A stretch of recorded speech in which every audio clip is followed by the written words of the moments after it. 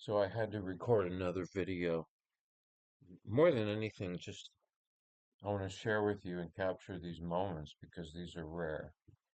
But this is a historic moment, and you know, will be in the history books, at least the financial history books. I don't know about be as famous as the Great Depression or the market crash of 1929, but this is very historic, very interesting. I mean, if you look at the S&P 500, we thought it was going down a lot and crashing, uh, where, most of February and March was negative. But look at these past 2 days. I mean, this is just unbelievable market crash. And at the end of this big leg down, this second leg down, so today, the S&P 500, it's down 4.7%. Which is 256 points. Just very, very large historic moves. So this is the daily chart here to show these long bars. If I pull up a shorter term chart, so this is a chart, so this is, opening yesterday. It opens at 6 p.m. in the evening is technically open. This is mostly Europe. Well, this is, let's see, so that, yeah, Europe opens about this time here. So you see how little volume there is there in Asia. That's how many bars, one, two, three, four, five, that's Asia. Each one of these bars represents 12,000 contracts. So very few contracts traded during Asia. So here's Europe. You can see a lot more volume trades during Europe session. Gets us all the way to when we open. I mean, you could say we open at 9:30, but really, this is probably more likely. So here's Europe. So here's Asia, and then there's Europe essentially. We opened, traded up a bit, and then this is then the rest of our session. So you can see in comparison how much more volume happens during our session. But you can also see, looking at this momentum here, these deep, deep momentum troughs. Then this wasn't as sharp, and then here's this low. So this is currently the low. The actual price low, the momentum was not as low. So momentum, you can see each one of these momentum is getting progressively less on each one of these sell-offs. So it looks like a bottom is being put in. Well, okay, I'm sorry, this did go a little bit lower. So this is sort of looks like support right here, this area. And, this is a Friday, so everyone will be forced to, everyone's going to go home either with no positions on if you're a small individual trader or hedge fund. Um, but, uh, the big institutions and so on and so forth, they're just busy hedging their positions, their massive stock portfolios. So they use a lot of futures to do that and just to meet capital requirements. Okay, so that's the stock market. So bonds shot up and came back. They just haven't been that weak. I tried to short them. I lost money in it and I bailed out. Um, I'm probably a little too eager to short them. I probably shorted them somewhere in here and covered somewhere here. So yeah, they didn't shoot down like I would have liked them to. But they're staying strong. It's just that when you look at them and you say, well, these things should be shooting up and they're not, you think they ought to go down. And crude oil looks about like the stock market does. You look at these small ranges, so you have this huge, huge moves down, trading around $60 a barrel. Um, Gold, of course, we want to talk about gold.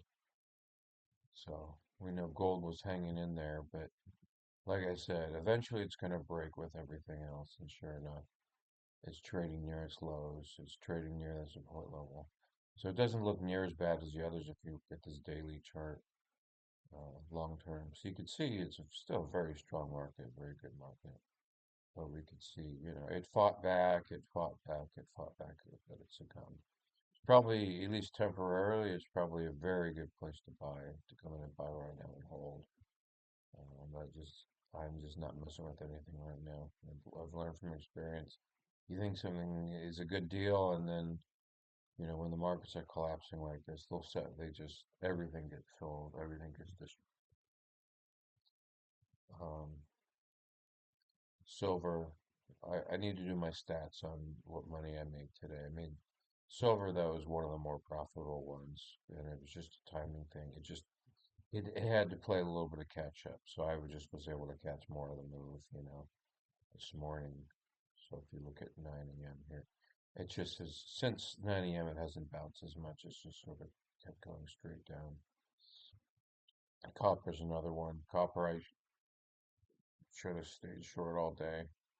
That's definitely been the weakest and a big money maker. Um, but yeah, that thing, boy, what a collapse today. So the follow through is always scarier. Now it's funny because these other monetary instruments, that one day the market's down a lot and they go up. The euro was up, and then today it's down a lot. Same thing with the British pound, the yen, same thing. Australian dollar, we made some money in Australian dollar short today. Again, that one, it's just uh,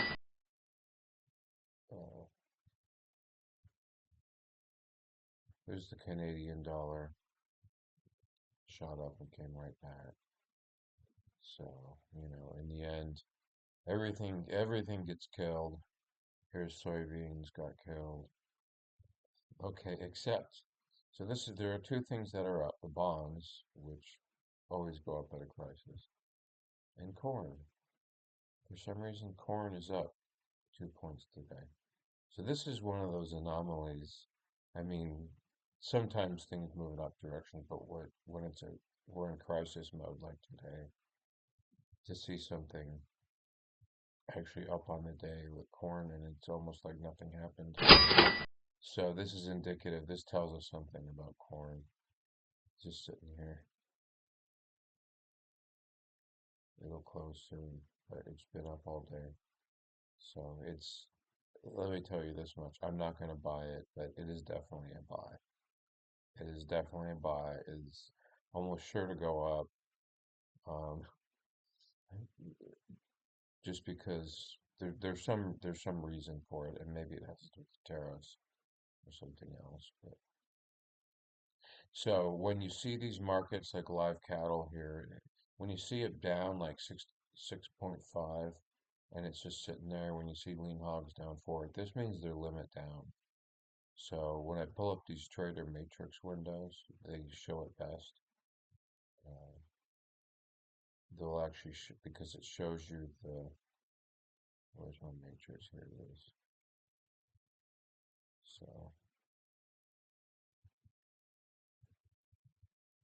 the symbol here. Well,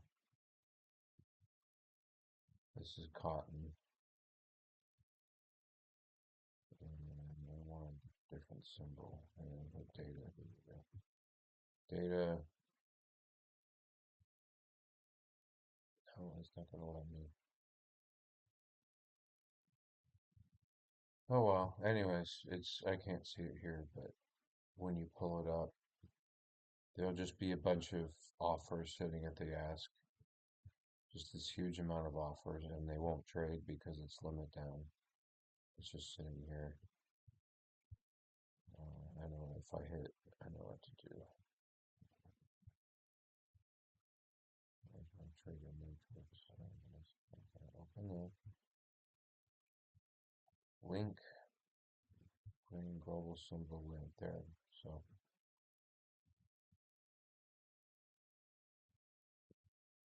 well, it's just offered out at 198.20. Just sitting there. So do the same thing for lean hogs. showing it that well, but limit down.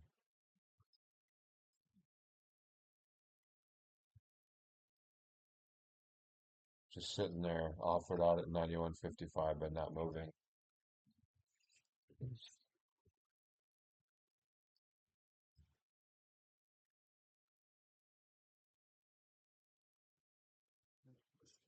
Of course. So that's lean hogs, limit down. Again, these are a lot of these markets are fundamentally economically solid, but just getting destroyed, just getting destroyed. Now corn's up 3, but in the stock market, it's right now it's about 100 points off the low, so it's probably a buy here at these low prices. I'm not going to touch it. You never know. But just if you look at this chart, this shows you Nasdaq the past couple of days.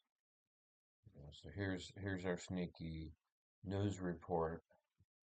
Didn't then it sort of stayed flat all day, and then another sell off in the middle of the night when no one's watching, and then we have this. But you can see, when it stays in a closer range, it's more likely to continue. But once we get these bigger bounces, it's more likely to bounce off these bottoms. So we get these 3 pushes down today. So we got this 1, 2, 3. Shows up really nice on this chart. And so we've got this big momentum, less momentum. This is the this is the perfect momentum divergence. This is like textbook, you know, momentum divergence. I can even draw it from here. Just sort of show how this momentum divergence. So each successive sell-off, less and less momentum. Um, and so, yeah. And then we've got this sort of quasi-support level coming in here. So here it is coming down near the lows again. So big picture, it's 100 points off the low, but when you got these huge ranges, it's down 1,000 points today. But anyway, that's why you look at this momentum and say, okay, well, it's due for a bounce anyway. But it's 2:30 on a Friday. Who knows what will happen over the weekend. But anyways, I may one of the biggest issues with trading in these crisis moments is I'm realizing it's just the time of day. Most of the bigger moves are happening overnight. So normally my bread and butter is I can trade, the 2 hours before the market opens, the first hour after the market opens. But when you get in these crisis moments, the liquidity overnight, there's just less liquidity, uh, and the markets just move. They just move. Look at the euro right now, exactly at 110, 1.10, just sitting there. Why? Don't ask me why. It's just there.